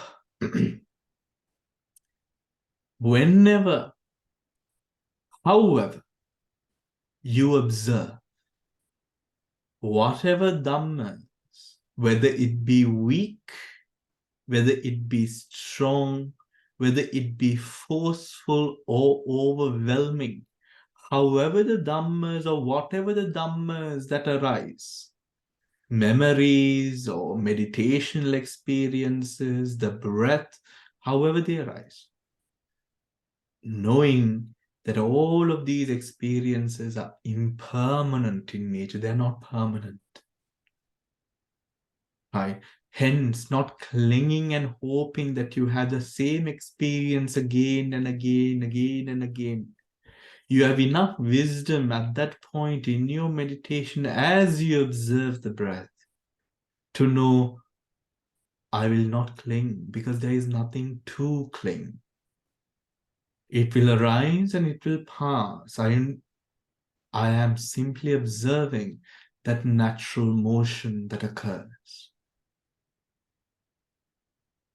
In that manner, to suit or to balance the experience of the presence, we balance the indriya, shraddha, virya, sati, samadhi, prajna towards the practice, which is the current meditation object. Right? This same indriya can be applied to even our sammati loka.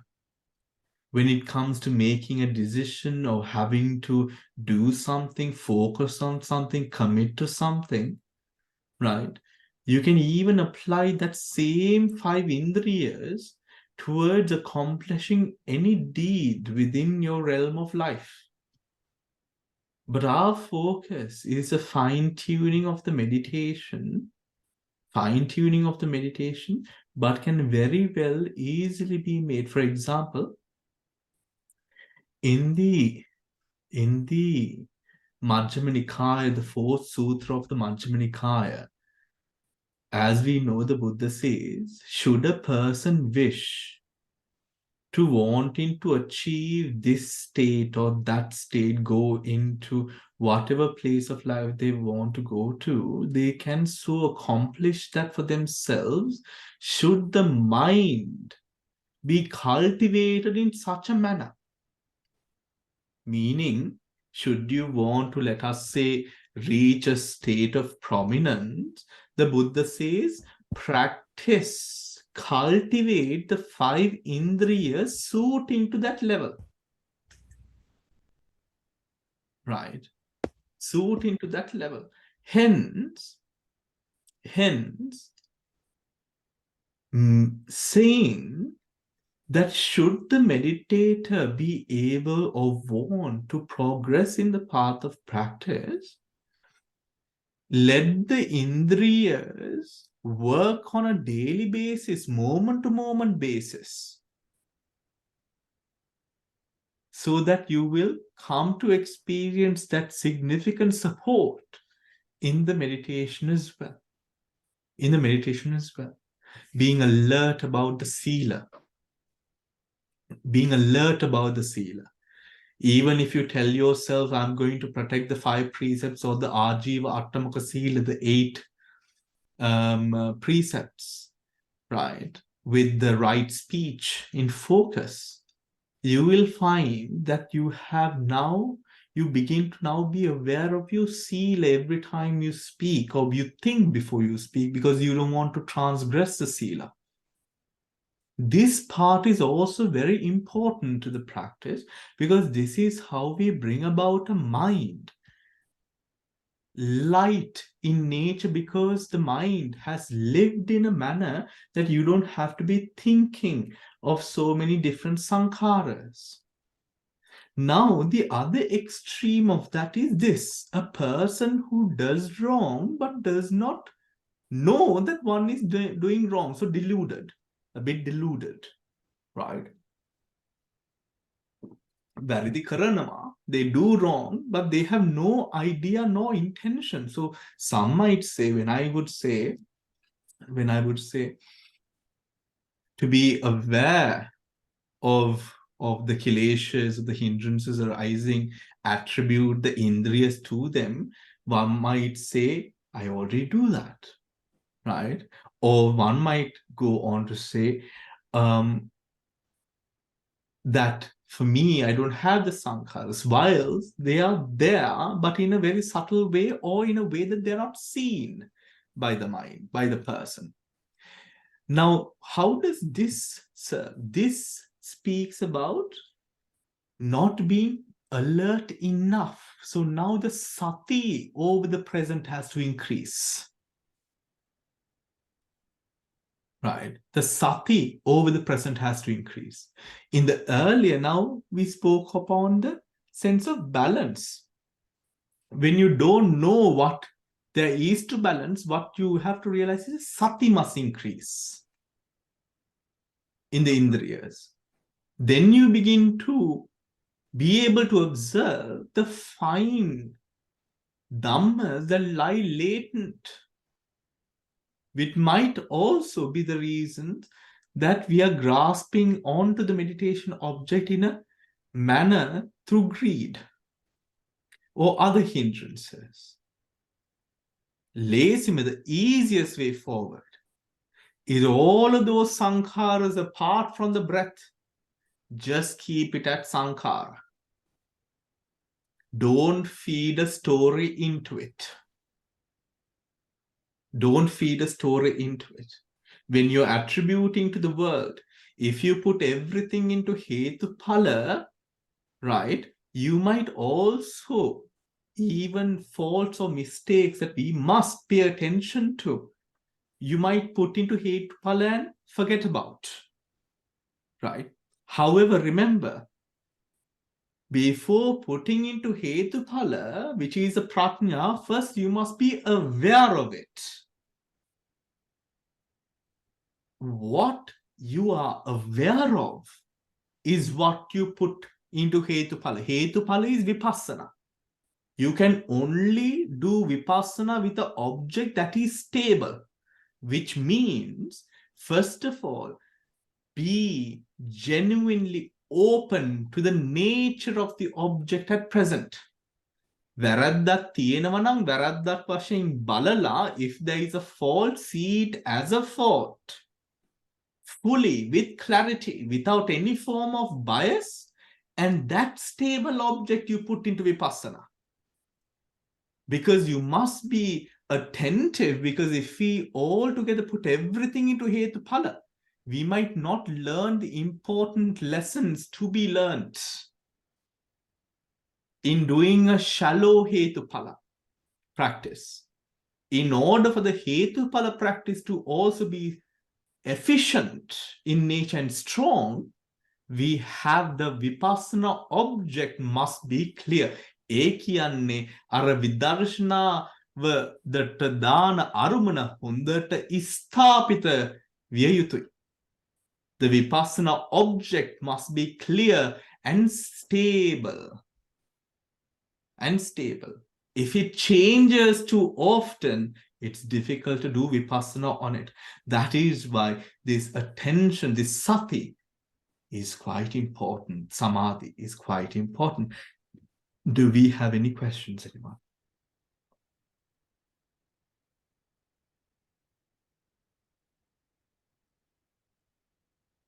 No questions whatsoever.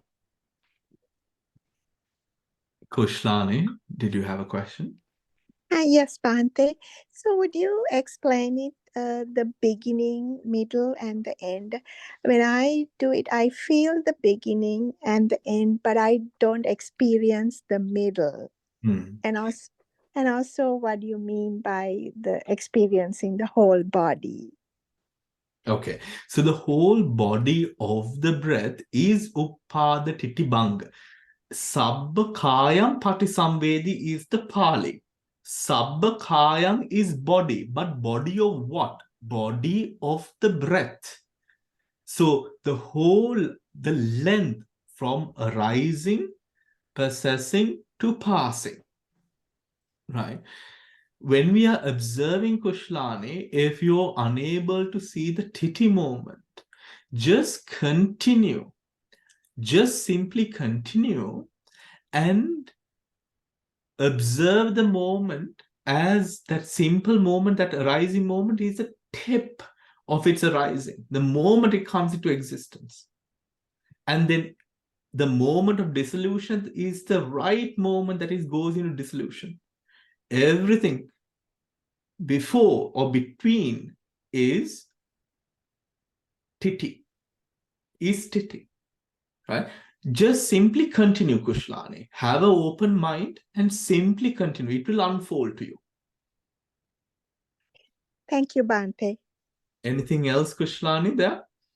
No, I think I need to practice more, and so I'll next time I'll ask my questions if I have. I personally use this technique when seeing the body of the breath or the long breath or the short breath or at any moment of meditation. Once I get into a state of samadhi over the object, I arouse a vitakka to explore the present, to just observe what everything is at this moment. What that means is the subtle, the fine, or the gross, right? Okay. There is a sense of concentration. I'm with the breath. This is very, but I might not know exactly what it is, right? In the first go. But I will know, yes, there is a subtle experience, or the experience is very profound. But you might come to be aware that this is still feeling a bit heavy, or the mind is still going into subtle distractions. Do you understand? Yes. Just to check up on yourself. Once in a while, when you are in the sati, just to check up. Then you will come to realize, there are a bit more that I can let go of. Right? You let go of that. How you might be able to let go is you can let go of that specific grossness, or you can go allow yourself to fall deeper into go deeper into the present moment breath. දෙපැත්තෙම කරන්න පුළුවන්. You can either let go of the hindrance, having known exactly what it is, or you can put yourself deeper into observing the breath. However you choose to do it, you let go. You take more bliss in the pleasure of letting go, the lightness, of not being burdened, of the mind being calm as calm can be. ඔතෝ ටික ටික අර පිටි හලනවා වගේ අර ඝන දේවල් ටික, all the thick parts of the flower, it gets filtered away through the sieve. And the finer, just like you then take a finer mesh and you run it through a finer mesh. Like when you do when the gold sievers, what the gold people do, isn't it? They have different meshes to collect different sizes of rock and sand and particles, like that. Sieving it through. But make sure that moment of looking at the mind at that moment, simply taking a moment to observe what are the fine, what are the disruptions here, the gross mentalities or occurrences that occur, and then take pleasure in not having them. You will filter it through. Right? Now, for some in the earlier stages, I know there are some who are just joining, who have just started to join. When you have those physical body, your first experience would be, first, how do I sit? What is the type of cushion I need? What is going to aid me sitting in a proper manner that I don't have back aches, thigh pains, leg pains, all of these pains that could arise? How do I sit without being too rigid, but comfortable, but maintaining a straight, upright posture? How should I go into the practice? How should I observe the practice at first? The seat is your first challenge. For those of you like Krishanti, who is just joining us, focus on how you sit, your cushion, your seating position. And then I always like to take take inspiration from the Buddha. If I have a lot of stuff going on in my mind, if I'm unsure, have I done something wrong? Have I not? These sorts of doubts, this restlessness that could occur in the mind for whatever reason. Chanting something like Kayena Vacha Chittena, sort of pleasing and forgiving oneself for all of those different transgressions or whatever it is, that negative energies that have occurred. Settling the mind on that level and bringing your heart to the present to observe the breath.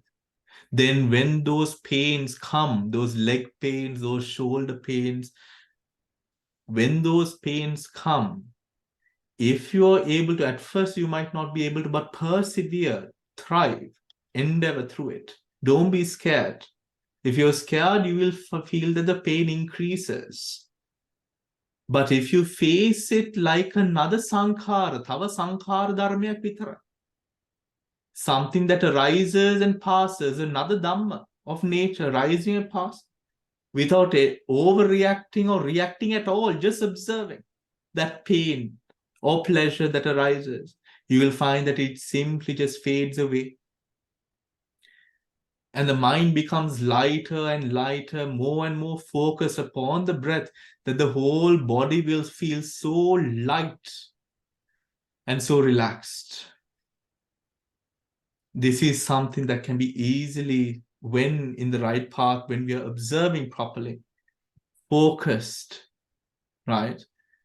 This is something that occurs. So don't be persuaded in any way negatively that it is difficult. We have all been in that position, struggling to be seated for a minute or 2 or 3. Just keep on going and treat every experience as another sankhara and let it go. And let it go. Come to like the process of letting go and how that letting go feels. It feels more easy. It feels more lighter. You feel energized, energetic, and alive in this moment. Connect with that moment, and then you will realize, yes, letting go is easier. The mind has to be able to, the mind has to buy into it, isn't it? The mind has to buy into it, and you will slowly progress, right? Do we have any other questions?